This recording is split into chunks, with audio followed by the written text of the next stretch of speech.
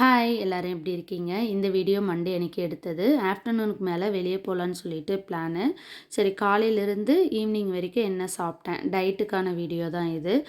Morning எப்பயும் போல் எந்திரிச்சதும் hot water வந்து குடிச்சிக்கிட்டேன்.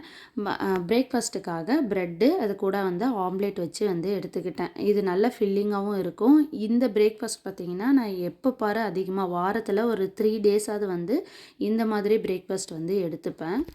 மதியம் வெளியே போகிறதுனால ஏதாவது செஞ்சு எடுத்துகிட்டு போயிடலாம் வீட்டிலையே அப்படின்னு சொல்லிட்டு நான் வந்து சப்ஸா சீட்ஸ் விதைய வந்து ஊற வச்சுருந்தேன்.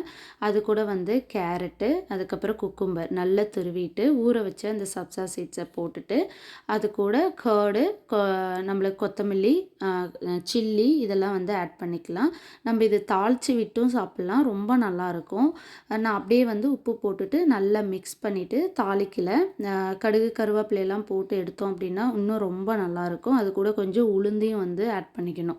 ரொம்ப ரொம்ப சூப்பராக இருக்கும். ஆனால் நான் அது எதுவுமே போடாமல் சிம்பிளாக வந்து கேரட்டு, குக்கும்பர், பச்சை மிளகாய், அப்புறம் கொத்தமல்லி இலை இதை மட்டும் போட்டுட்டு உப்பு போட்டு நல்லா கலந்து விட்டு எடுத்துக்கிட்டேன். சப்ஸா சீட்ஸும் என் ஹஸ்பண்ட் வந்து நல்லா இருக்குது அப்படின்னு சொல்லிட்டு சாப்பிட்டுட்டு இருந்தாங்க.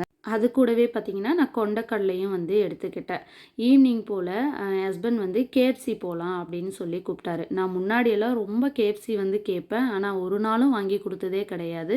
நான் இப்போ டயட்டில் இருக்கலான்ற போது கேஎஃப்சி போகலான்னு சொல்லிட்டு அதையும் வாங்கி கொடுத்தாரு. சரி என் டயட்டுக்கு வந்த சோதனை அப்படின்னு பார்த்தா பீச்சுக்கு கூப்பிட்டு போயிட்டு ஐஸ்கிரீமும் வாங்கி கொடுக்குறாரு. சரி கிடச்ச போது எல்லாத்தையும் சாப்பிட்றலான்னு சொல்லிட்டு சாப்பிட்டாச்சு.